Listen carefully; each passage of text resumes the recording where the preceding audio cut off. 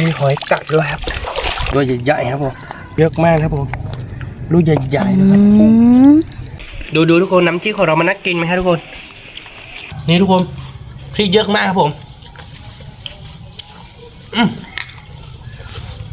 สวัสดีครับวันนี้มาพบผมจอได้ครับผมวันนี้ผมพาเพื่อไปเก็บหอยกัดหรือว่าหอยขมนะครับแล้วก็หอยเชลลี่นะฮะเราดูกันว่าเราจะได้หรือเปล่านะครับทุกคนถ้าเราได้ก็คือเราจะไปจิ้มกับน้ำจิ้มฮะและอีกอย่างหนึ่งคือเราต้องไปดูตังไข่ที่เรามาดักไว้เมื่อวานคือเรายังไม่ได้ดุงนะครับผมว่ามันติดปลาหรือเปล่านะครับอาจจะติดก็ได้หรือไม่ติดก็ได้นะครับแต่ตอนนี้ก็คือเราจะเก็บหอยก่อนนะครับแล้วก็เราจะไปเก็บตังไข่ที่เราดักไว้เมื่อวานฮะเราจะลงไปฝั่งนี้หรือว่าฝั่งนู้นกันดีเนี่ยลงฝั่งไหนครับฟันนี่ก็ได้ฟันนุ่งก็ได้ค่ะลงไปที่สระน้ำก็ได้ทุกคนถ้าลงไปในฝั่งนี้ก็ยังมีต้องเข้ากับชาวบ้านอยู่นะฮะเราจะลงไปที่ฝั่งนี้ครับผมฟันนี้น่าจะมีเยอะกว่านะคะทุกคนโอ้ทุกคนมีคนมาหาปลาอยู่ครับมาดูนี่อันนี้เขาน่าจะมาดักปลาทุกคนแล้วก็นี่ผมใช้เก็บอะไรสักอย่างเลยนี่ทุกคนตอนนี้เราเจอหอยเชลลี่ลูกนึงครับใหญ่มากนะโอ้ให้มะแขกเก็บฮะให้มะแขกอยู่ข้างบนฮะหอยเชอรี่มะแขกไม่มีนักกะถ้าเดี๋ยวผมจะลงไปตัวใหญ่มากเลยเผื่อว่าเราอาจจะเจอปลาซักเกอร์สักตัวหนึ่งนะครับทุกคนปลาซักเกอร์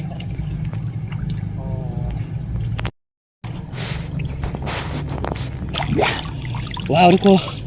เจอรูปปลาซักเกอร์เยอะมากเลยแต่ว่ามันไม่มีตัวครับเดี๋ยวเราจะไปหาเรื่อยๆครับเผื่อว่าเราจะได้สักตัวนะครับทุกคน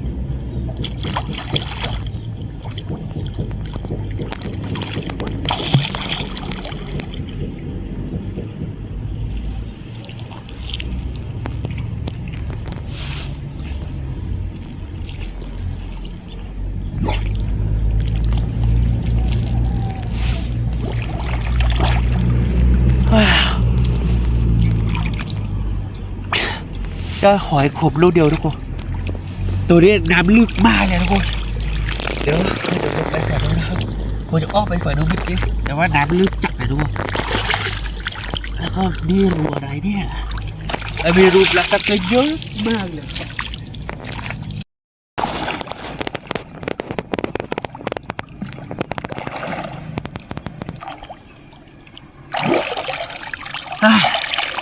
ได้อยู่แล้วทุกคนมีหอยกัดด้วยครับหอยกัดแล้วก็หอยขมนะทุกคนแต่ว่าน้ำเย็นมากครับทุกคนเดี๋ยวเราไปเก็บกันต่อครับเผื่อว่าเราจะได้เยอะขึ้นครับ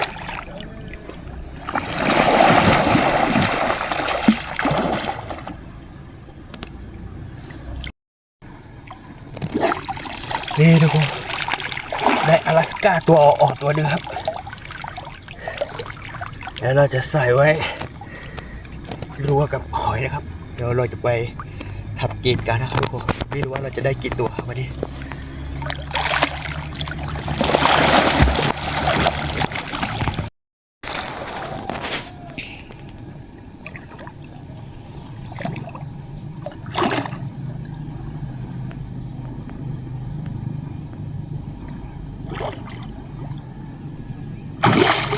นี่ทุกคนหอยขมนะหอยขมเยอะมากด้วยนี่แล้วก็หอยเชลลี่เ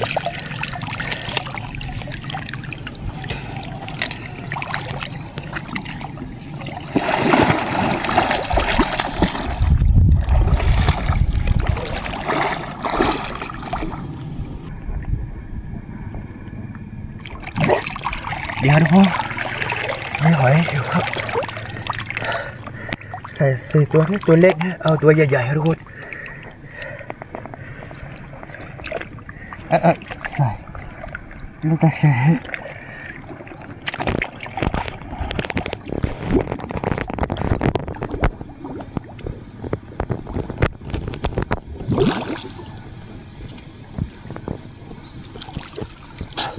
โอเค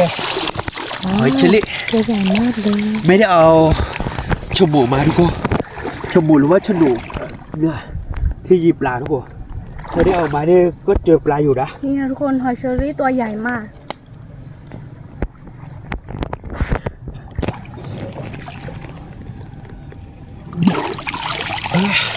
ให้ขอแค่2 ลูก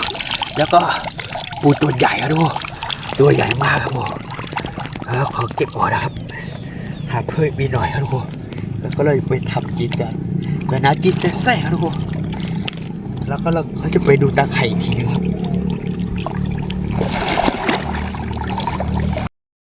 ปูดิบแล้วปูตัวด้วยทุกคนมันดิบเจ็บมากนะครับแล้วก็มีหอยเชอรี่ด้วยทุกคนดีเลยทุกคนหอยเชอรี่มีเยอะเลย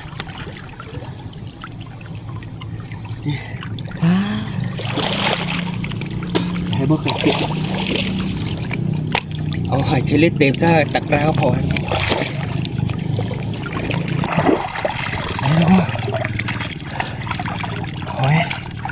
หอยกัดนะ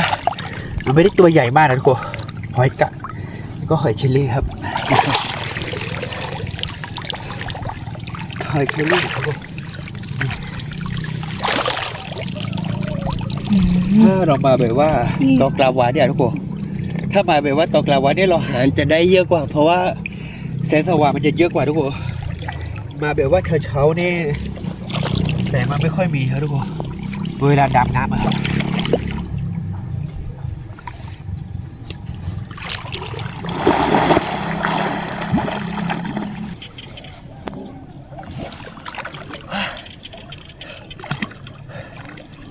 กัดลูกใหญ่ๆลูกใหญ่ๆครับ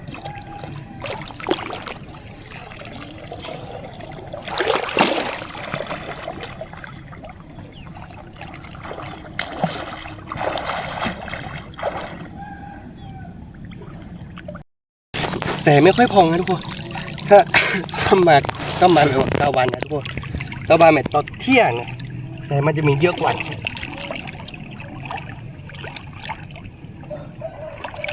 ตอนนี้ก็คือได้หอยขมกับหอยกาบประมาณนึงแล้วนะทุกคน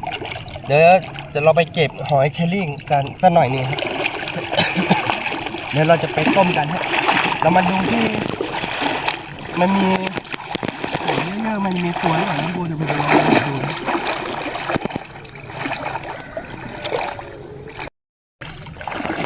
กาวางหน่อยทุกคนนี่มีแต่ลูกใหญ่ๆครับทุกคนนี่แต่ละลูกใหญ่มากกาวันมันมีเยอะแต่ว่าคือนี่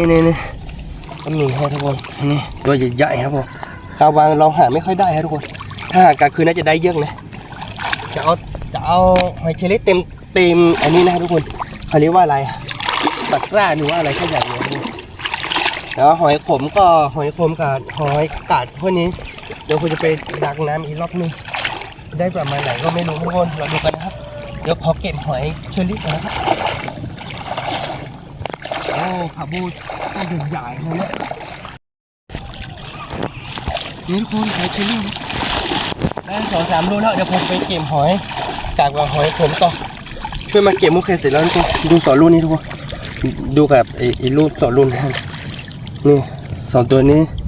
น่าจะหลายปีแล้วนะทุกคนใหญ่มากทุกคนนี่เต็มแล้วทุกคนผมช่วยเก็บเต็มแล้วครับผม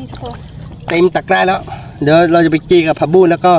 เราไปทานน้ำจิ้มแบบว่าอร่อยๆครับจะไปทำให้มุกเห็นกีแบบว่าอร่อยสุดๆนั้นเดี๋ยวพวกเขาไปเก็บหอยกับหอยขมอีกหน่อยนึงนะทุกคนได้ไม่เยอะก็ไม่เป็นไรครับเก็บประมาณนี้ทุกคน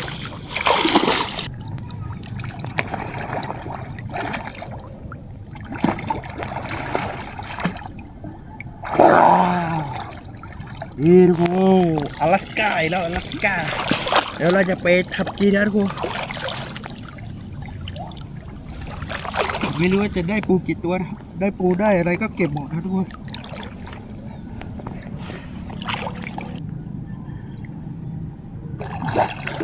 ดูทุกคนปูตัวใหญ่ๆครับอร่อยแน่นอนครับทุกคนเดี๋ยวเราจะไปทับกีกันนะครับเอาไปต้มหรือว่าไปทอดดีครับทุกคนอร่อยไปไหนครับปูเยอะมากทุกคนแล้วอยู่ในพรมครับ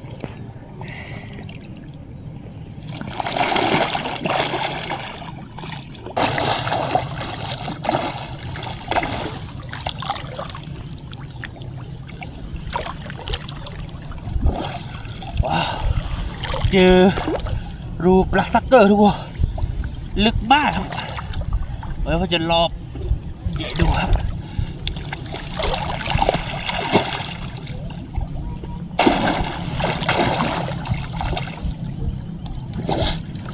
อ้ดูลึกจัดทุกคนรั้วไม่ถือแล้วครับผม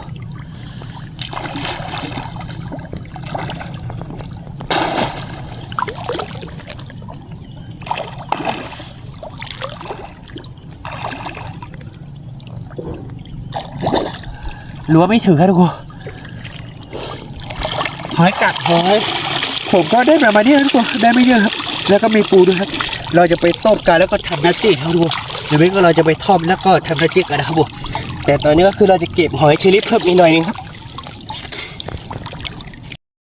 เดี๋ยวเราไปเก็บหอยเชอรี่แล้วก็เราไปทำกินกันแล้วทุกคนและอีกอย่างหนึงเราจะไปดูตามไข่ที่เรามาดักไว้เมื่อวานครับทุกคนไม่รู้ว่ามันจะติดปลาหรือเปล่าครับ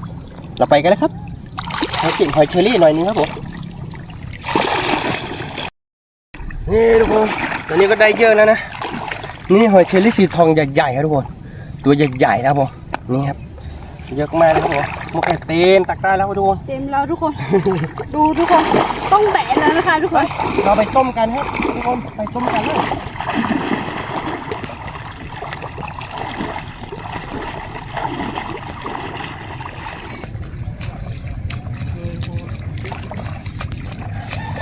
จะรีบมีนะทุกคนไม่รู้มุกเคยเก็บได้เยอะขนาดไหนทุกคนเต็มแน่นอนครับหลับนี่ทุกคนนี่ทุกคนเยอะมากครับผมลูกใหญ่ๆนะครับ เต็มแล้วนะคะทุกคน ใส่ในกระป๋องนะทุกคนเพราะว่าไม่ได้ดักน้ำแล้วถ้าไม่ได้ดับน้ำนี่ใส่ในกระป๋องก็ได้นะทุกคนเพราะว่าตะกร้าเต็มแล้วเดี๋ยวเราจะไปทำกินกันนะครับทุกคนแล้วก็เราจะไปดูตังไข่ที่เรามาดับไว้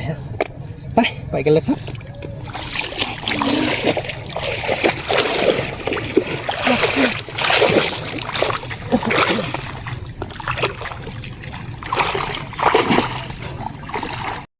แล้วก็เพื่อน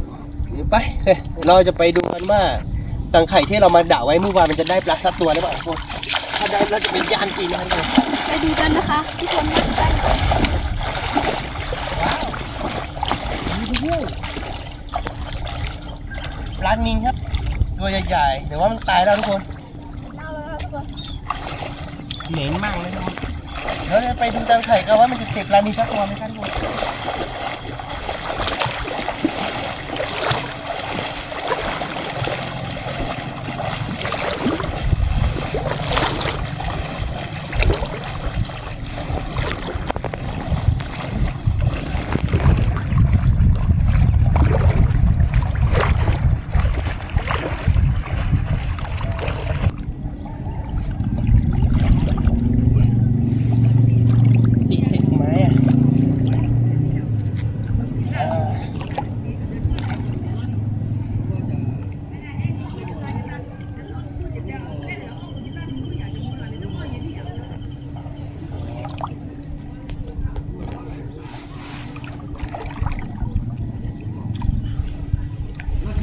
ยังเหลืออีกอันนึง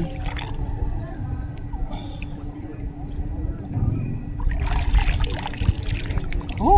ตังไข่ขัดหมดเลยทุกคนตังไข่นี่มันโดนพลังแบบนี้รู้สึกว่ามันหนักๆนะทุกคนอาจจะใช่ก็ได้อาจจะไม่ใช่ก็ได้ถ้าโดนก็ดีครับทุกคนถ้าไม่โดนก็ไม่เป็นไรครับวันนี้ยังไงก็เรามาเก็บหอยได้เยอะครับทุกคนกินหอยก็ได้ครับ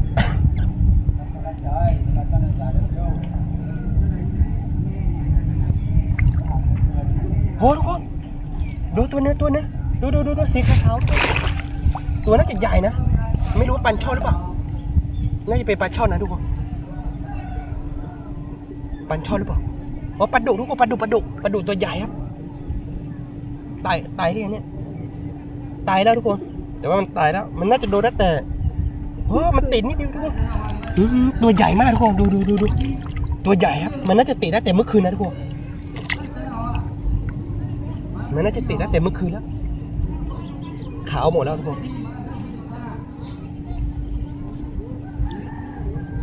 โดนแค่ตัวเดียวครับทุกคนโดนตัวเดียวนะคุ้งเลยทุกคนตัวใหญ่มากเมื่อกี้นี่มีปันช็อกเกอร์ตัวนึงตัวใหญ่ด้วยทุกคนตัวใหญ่มาก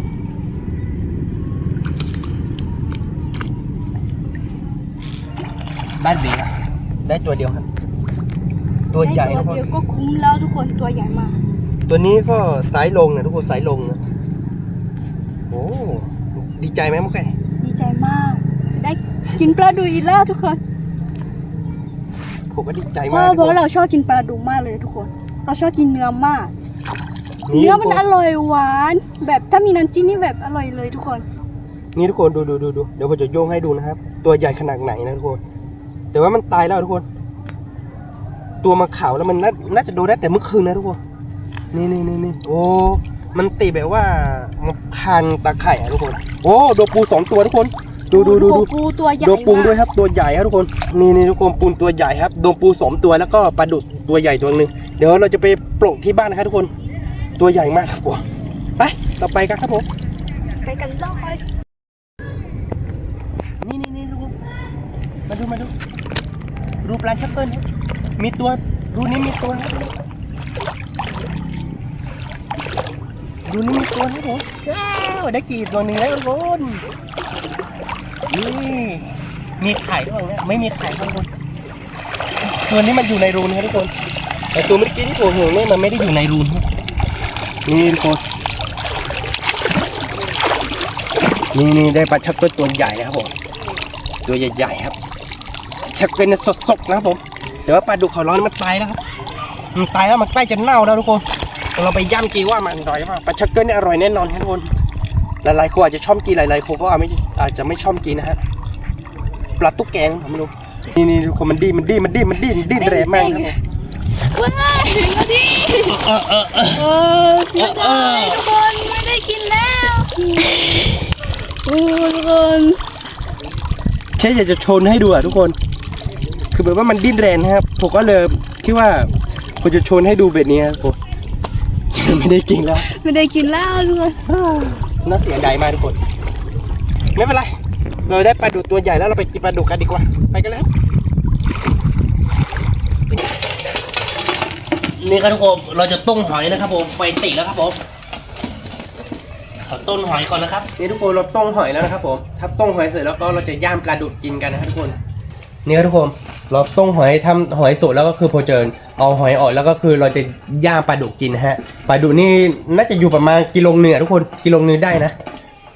อร่อยแน่นอนครับแต่ว่าปลาดุกนี่มันโดนแบบว่าน่าจะโดนได้แต่เมื่อคืนแล้วทุกคนเพราะว่ามันขาวหมดแล้วมันใกล้จะเน่าแล้วทุกคนเดี๋ยวก็กินได้อยู่นะเดี๋ยวผมต้มเสร็จแล้วก็พอต้มหอยเสร็จแล้วก็ผมจะย่างกินว่าเนื้อมันจะอร่อยอยู่หรือเปล่านะครับดูสักครู่นะครับครับทุกคนตอนนี้คือเราต้มหอยสุกแล้วครับทุกคนเหลือแต่งย่างปลังครับให้โมแข่งย่างนะทุกคน หอมๆนะคะทุกคน น้ำลายไหลแล้วทุกคนเห็นปะ น้ำไหลแล้วทุกคน ตัวใหญ่มากนี่ทุกคน ไซส์ลงอ่ะทุกคน วันนี้เราได้ไซส์ลงครับ ถ้าเราไปดูเมื่อคืนนี่มันน่าจะสกกว่านี้ทุกคน แต่ไม่เป็นไรแม้มันไม่ค่อยสกก็น่าจะกินได้อยู่นะเวลาย่างแล้วก็หอมมากเลยครับทุกคนแล้วเราจะทำน้ำจิ้มก่อนนะครับทุกคนเจอกันครับผม ดูทุกคนน้ำจิ้มของเรามันน่ากินไหมครับทุกคนนี่ครับ สวยมากทุกคน แล้วก็เราก็จะใส่มะนาวครับทุกคนมะนาวนี่น้ำเน้นๆเลยทุกคนเราไปซื้อมาครับนี่น้ำเยอะมากทุกคนดูว้าว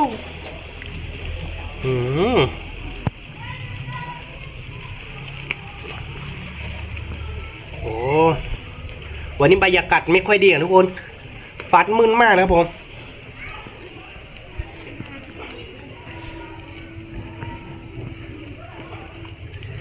มะนาวเนี่ยน้ำเยอะมากทุกคนเราจะลองกินให้ดูนะครับ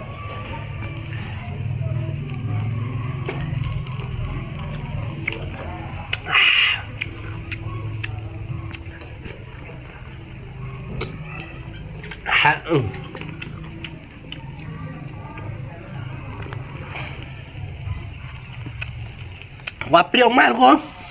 สุดจัดมะนาวลูกเดียวพอทุกคนมะนาวลูกใหญ่ครับ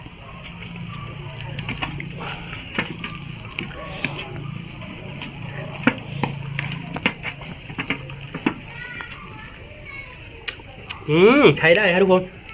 ปลาดุกก็ใกล้จะสุกแล้วทุกคนของหน้าแล้วผม เนื้อเน้นๆครับก่อนที่ปลังดูจะสุกเนี่ยเดี๋ยวผมจะลองชี้หอยกันนะครับทุกคนโอ้ร้องมากทุกคนหอยไซส์ลูกหนึ่งก่อนนะครับโอ้ร้อนจัดทุกคนร้อนจัดดูควันคึกขมองเลยทุกคนว้าร้อนมากครับทุกคนร้อนแบบนี้อร่อยครับทุกคน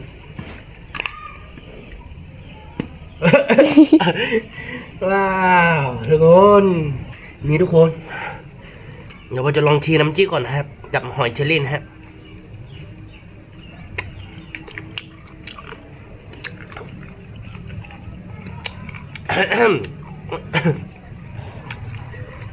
เผ็ดๆแซ่บๆทุกคนหอยเชอรี่ก็กรอบครับลองปลาดูสุกก่อนนะครับเจอกันครับผมเรากินด้วยกันครับผมนี่ทุกคนปลาดุกของเราสุกแล้วครับผมคือเราต้มหอยสุกแล้วทุกคนแล้วก็เราย่างปลาดุกเสร็จแล้วเราย่างปรุงต่อครับทุกคนมากินกันแล้วครับผมมากินด้วยกันครับเพื่อนๆก็น้ำลายไหลแล้วทุกคนนี่จะลองกินหอยกักก่อนนะครับทุกคนหอยกักตัวไม่ค่อยใหญ่นะร้อนหอยกักนี่ไม่ใส่น้ำจิ้มมันก็อร่อยนะทุกคนเรากินหอยเชอรี่แบบว่าลูกใหญ่ๆเลยทุกคนนี่ทุกคนหอยเชอรี่ใหญ่มากเนื้อเน้นๆทุกคนใหญ่เท่าฝ่ามือเลยนะคะทุกคนนี่ทุกคนพริกอร่อยจะไปดีป่ะนี่ทุกคนใหญ่มากสุกยกมากๆครับ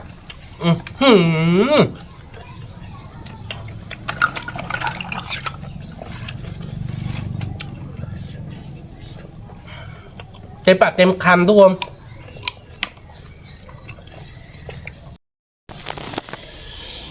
นี่เพื่อนๆหอยเชอรี่อร่อยมากนะครับผม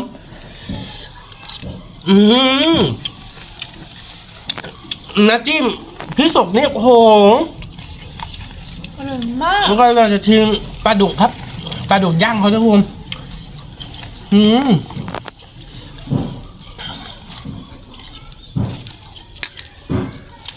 แน่นอนสุดยอดเลยบอกได้เลยว่าสุดยอดคำเดียวครับทุกคนไม่รู้จะพูดยังไงนะครับนี่ทุกคนเนื้อเน้นๆหอยเชอรี่ก็สุดจัดปลาดุกก็สุดจริงแล้วก็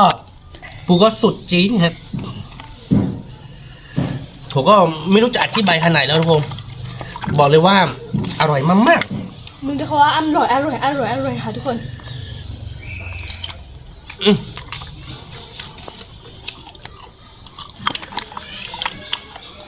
บอกเลยว่าหอยเชอรี่ทุกคนต้มให้สุกลูกใหญ่ๆแบบนี้ต้มให้สุกแล้วก็เอาขี้อ่อนนิดนึงมันก็มาจิ้มกับน้ำจิ้มนะทุกคนบอกได้เลยว่านี่ทุกคนพริกเยอะมากครับผม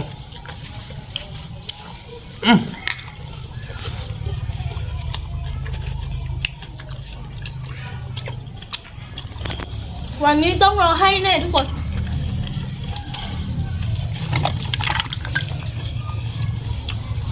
รสปูร้อนนี่ทุกคนปูขอรมสุดแล้วคือแบบว่าถ้าอยู่บนเตาเนี่ยมันจะร้อนครับทุกคนมันจะร้อนจัดแล้วคือนี่ทุกคนเรามากินด้วยกันนะครับทุกคนหอยเชอรี่สินทออร่อยมากโอ้โหแซ่บๆเลยครับนี่ทุกคนแค่บีบน้ำออกก็กินได้แล้วนี่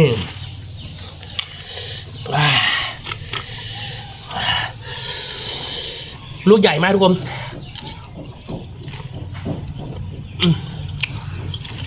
อร่อยมากเราไปหาดูครับทุกคน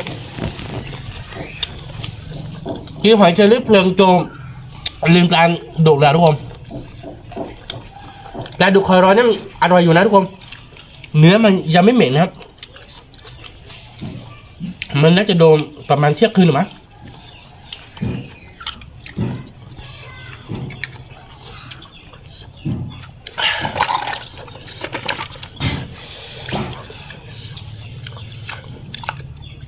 ด้วยทุกคนเผ็ดมากด้วยเผ็ดร้อนๆครับบอกได้คำเดียวแล้วว่าสุดยอด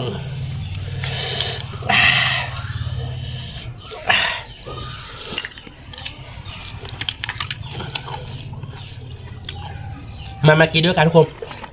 ไม่ต้องเกรงใจครับมากินด้วยกันเยอะๆทุกคน กินหลายๆคนมันจะอร่อยกว่าทุกคน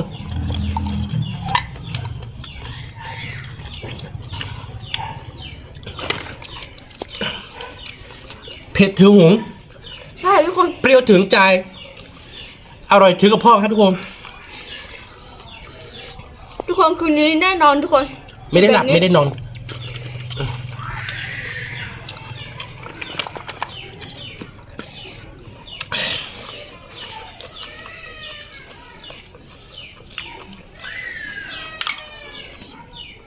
นี่ทุกคน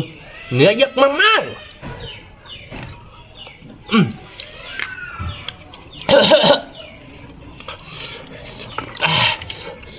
เผ็ดมากแต่ว่ามันเข้าไปในคอนะทุกคนเมื่อกี้อร่อยมากลองไปต้มดูนะทุกคนหอยเชอรี่อ่ะต้มแล้วก็ทาน้ำจิ้มแบบว่าเอาให้เผ็ดแซ่บเปรี้ยวทุกคนเผ็ดด้วยร้อนด้วยทุกคนนี่ทุกคนปลาดุกชิ้นใหญ่นี่ทุกคน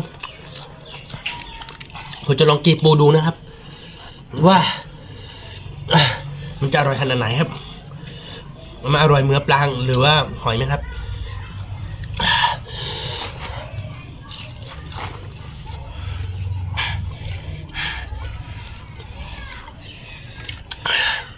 ตอนนี้เผ็ดมากอร่อยมากทุกคนนี่แค่เอากระดองเอาเปลือกออกแค่นี้ทุกคนแล้วกีทั้งตัวนะครับปูนี่อร่อยมากทุกคน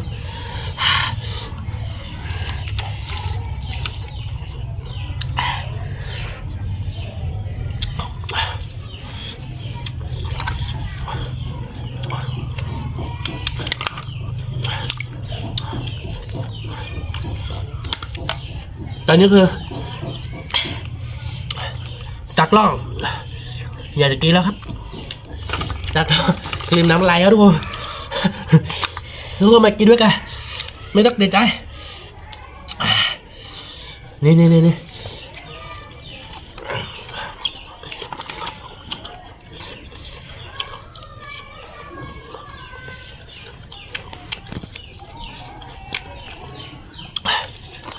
ลองกินดูโอเคปรุงผมจะลองกินปูอีกตัวหนึ่งครับกินเป็นทั้งตัวแบบนี้เลยทุกคน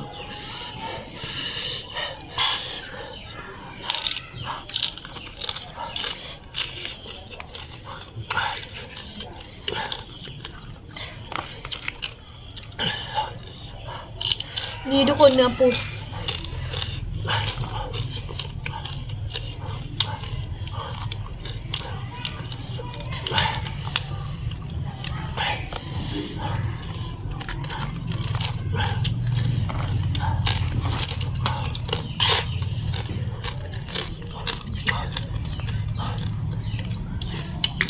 อร่อยมาก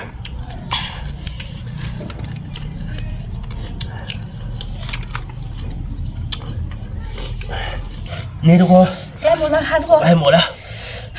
ลืมผักบุ้งเลยทุกคนฮะแก้เผ็ดทุกคน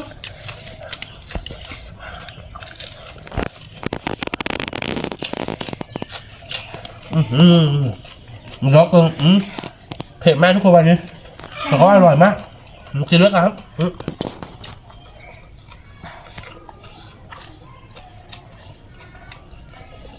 เนื้อทุกคน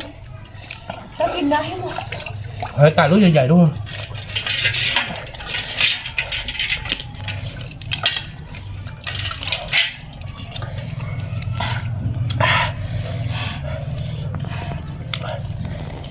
อร่อยมากทุกคน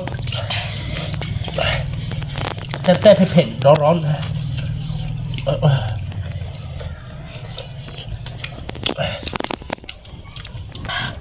คนละตัว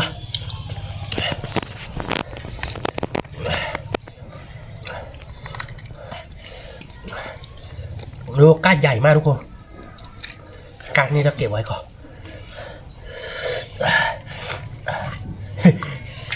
เผ็ดมากทุกคน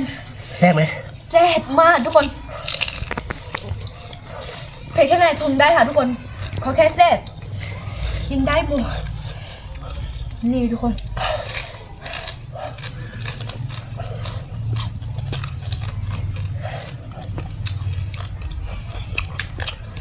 เราจะแกะเนื้อปรุงให้ทุกคนว้าวเนี่ยก้านนี้มันน่าจะมีเนื้อเยอะนะทุกคนเนื้อหวานมากทุกคน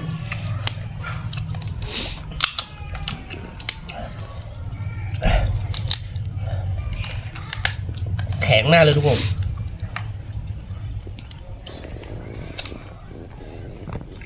นี่ทุกคนเนื้อเยอะมาก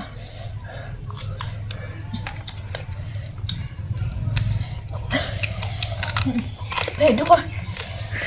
ปูนี่เนื้ออร่อยเหมือนกันนะทุกคนจะบอกให้นี่ทุกคนใกล้หมดแล้วเนื้อปลาดุกใกล้หมดแล้ว หอยกัดของเรายังเหลืออยู่ลูก2 ลูกทุกคนนะ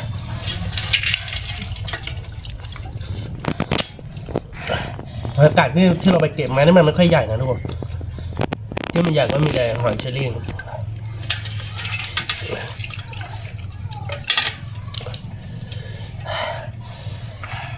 อร่อยจริงๆ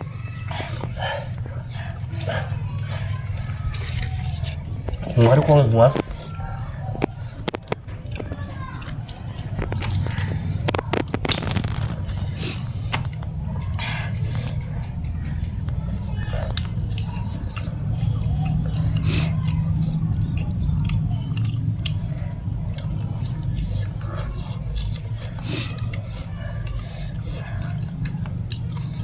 เอาเพื่อนมากินด้วยกันวันนี้ปลาดุกย่างอร่อยที่สุดครับทุก ป ค ลาน ดุกใกล้หมดแล้วนะคะทุกคน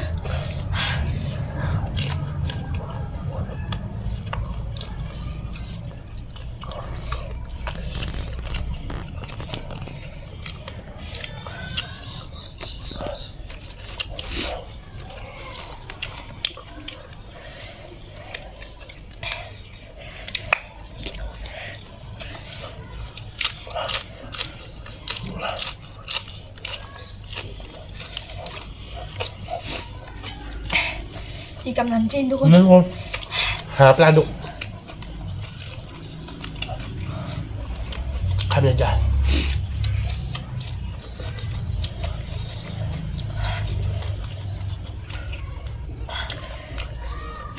เหลือแต่หัวทุกคน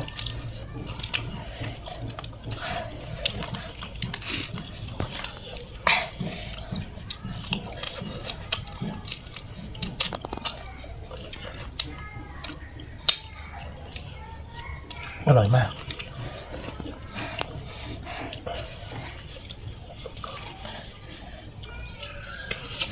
อยู่กันนะทุกคน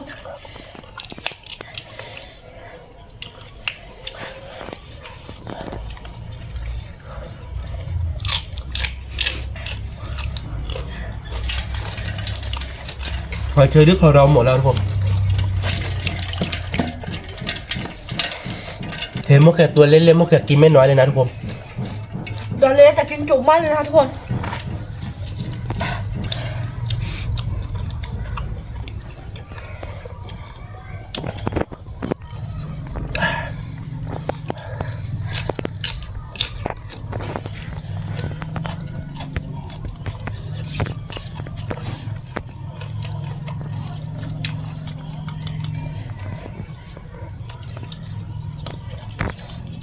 นี่ทุกคนกินแล้ว เพื่อนเรา หมดเลย เราดูนะหัวมันจะมีเนื้ออยู่2 แฉกมันจะอร่อยนะทุกคน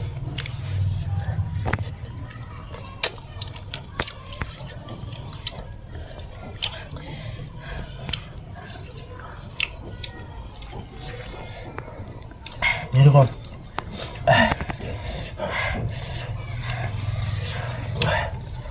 ตอนนี้เหลือแค่นี้ครับมากินกับหัวปลังเราจะหั่นเนื้อมานิดนึงทุกคน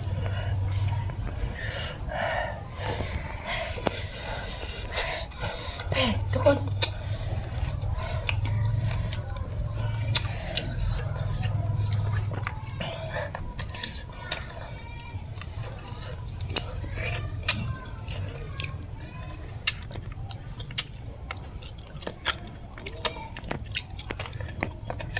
นี่ทุกคน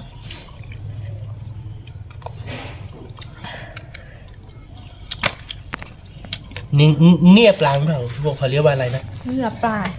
เหงื่อปลางชิ้นสุดท้ายครับทุก จริ ค ง น เหรอหน่อยนิดทุกคน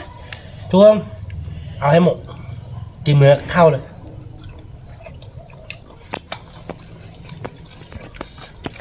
แซ่บไหมครับ แซ่บมาก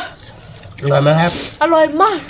ชอบกินมั้งครับ ยอดมากทุกคน ว่าเราจะไปไหมครับ ไปแน่ทุกคนต้องไปอยู่แล้วขออร่อยแบบนี้ สำหรับที่นี้ก็คงไม่มีอะไรมากเพื่อนๆถ้าชอบใจคลิปของเราก็อย่าลืมกดไลค์กดติดตามช่องของเรานะครับและที่สำคัญอย่าลืมกดกระดิ่งครับเพื่อไม่พลาดคลิปใหม่ๆครับผมเจอกันคลิปวิดีโอหน้าครับผมสวัสดีครับ